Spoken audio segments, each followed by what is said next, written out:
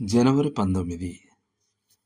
మన పాపములను మనము ఒప్పుకొని ఎడల ఆయన నమ్మదగినవాడును నీతిమంతుడును గనుక ఆయన మన పాపములను క్షమించి సమస్త దుర్నీతి నుండి మనలను పవిత్రులనుగా చేయును. యోహాను రాసిన మొదటి పత్రిక 1వ అధ్యాయం 9వ వచనం. ఈ వాక్యం ఇచ్చే నిశ్చయత లేకుండా క్రైస్తవ జీవితంలో కొనసాగడం ఆచరణాత్మకంగా అసాధ్యం. మనం కృపలో ఎదుగుతున్న కొలది మన సంపూర్ణ పాప స్వభావాన్ని గూర్చిన లోతైన అవగాహన కలుగుతుంది. పాపాల నుండి తక్షణ శుద్ధీకరణ కొరకు మనకు ఏదో ఒక ఏర్పాటు ఉండాలి.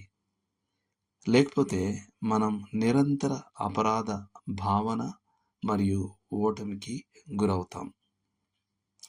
ఒప్పుకోలు ద్వారా విశ్వాసులకు ఇది ఏర్పాటు చేయబడిందని యోహాను మనకు చెప్తున్నాడు.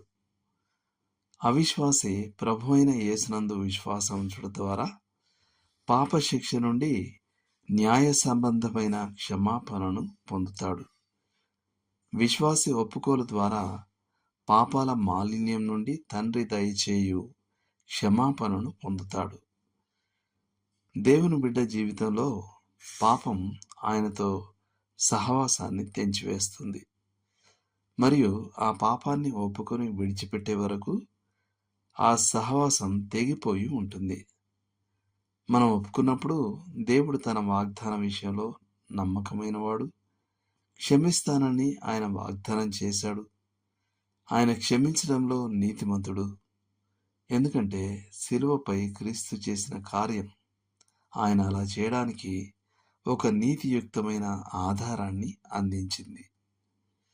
అయితే ఈ వాక్యం యొక్క అర్థం ఏమిటంటే, మనం మన పాపాలను ఒప్పుకున్నప్పుడు మన లెక్క సరిచేయబడిందని, మనం పూర్తిగా శుద్ధీకరించబడ్డామని మరియు ఆ సంతోషకరమైన కుటుంబ సహవాసం పునరుద్ధరించబడిందని మనం తెలుసుకోవచ్చు. మన జీవితంలో పాపం ఉందని మనకు తెలిసిన వెంటనే మనం దేవుని సన్నిధిలోకి వెళ్ళి ఆ పాపాన్ని దాని పేరుతో పిలిచి దానిని త్యజించి మరియు అది తీసివేయబడిందని నిశ్చయంగా తెలుసుకోవచ్చు. అయితే మనకు నిశ్చయంగా ఎలా తెలుస్తుంది? మనం క్షమించబడినట్లు భావిస్తామా? ఇది ఎంతమాత్రం భావనలకు సంబంధించిన ప్రశ్న కాదు. మనం క్షమించబడ్డామని మనకు తెలుసు.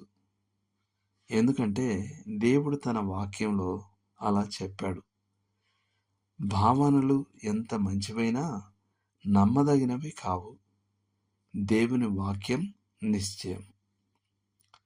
దేవుడు నన్ను క్షమించాడని నాకు తెలుసు, కానీ నన్ను నేను క్షమించుకోలేకపోతున్నాను అని ఎవరైనా అంటే అది వినడానికి చాలా భక్తిగా అనిపించవచ్చు, కానీ వాస్తవానికి ఇది దేవుణ్ణి అగౌరవపరచడమే.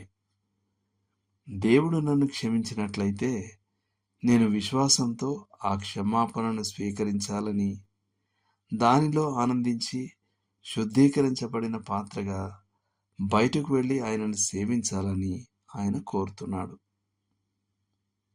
దేవుడు మిమ్మల్ని దీవించును గాక. ఆమెన్.